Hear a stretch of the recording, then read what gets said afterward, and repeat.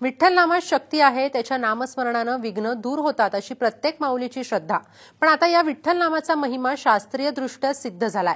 विठ्ठल या शब्दाच्या नामोच्चारानं हृदयाच्या ऊर्जेत वाढ होतोय असा दावा पुण्यातील वेद विज्ञान केंद्रानं केलाय.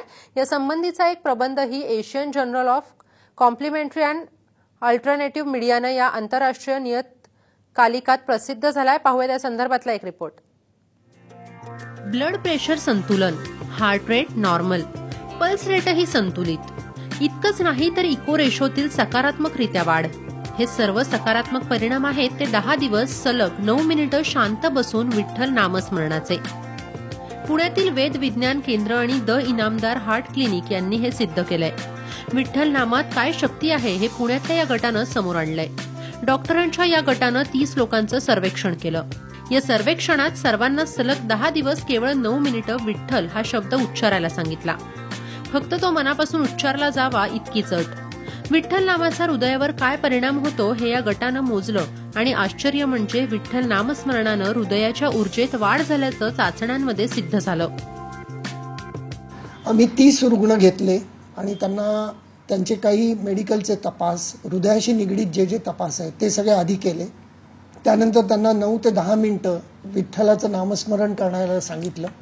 ते केल्यानंतर परत त्यांचा ECG, blood pressure, clinical examination, echocardiogram, त्यानंतर बायो स्कॅन वगैरे हे सर्व तपास केले आणि त्याचा संबंध ॲनालिसिस केल्यानंतर असं लक्षात आलं की या विठ्ठल नामाच्या नामस्मरणामुळे हृदयाची आकुंचन क्रिया सुधारते, त्यांचं ब्लड प्रेशर कमी होतं, हृदयाचे जे ठोके किंवा नाडी जी जलद होती ज्या लोकांची ती सुद्धा कमी आलेली होती. विठ्ठल नामस्मरणाच्या स्पंदनांचा अर्थात स्वरशास्त्राचा अभ्यासही यावेळी करण्यात आला. विठ्ठल नामाचा उच्चार करताना ठ वर येणारा जोर कसा थेट हृदयावर परिणाम करतो हे समोर आलं. 2 महाप्राण आणि 2 अल्पप्राण शब्द असल्यानं अनाहूत चक्रावर म्हणजेच हृदयावर या नामस्मरणाचा कसा परिणाम होतो हे देखील समोर आलं. अनेक डॉक्टरांशी चर्चा केल्यानंतर असं निदर्शनास येतं की वारकरी संप्रदायामध्ये त्यांची जाण्याची कपॅसिटी नसते, चालण्याची परिस्थिती नसते. 250 किलोमीटर अंतर 18 दिवसामध्ये पूर्ण करायचं असतं.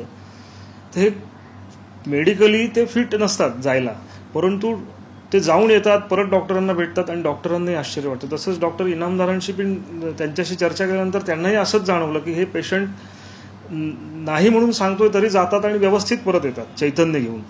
तर ही खरी त्याच्या मागची प्रेरणा होती. वारीची परंपरा अनेक पिढ्यांपासून महाराष्ट्रातल्या घराघरात आहे.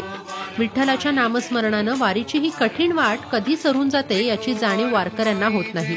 मात्र ती का होत नाही याचं खरं उत्तर नामस्मरणातल्या स्पंदनांमध्ये आहे आणि आता संशोधनानंही ते सिद्ध झालंय. धर्मशास्त्र आणि वैद्यकीय शास्त्राची ही एक वेगळी सांगडच म्हणावी लागेल. स्नेहा कांबळे, साम TV, पुणे.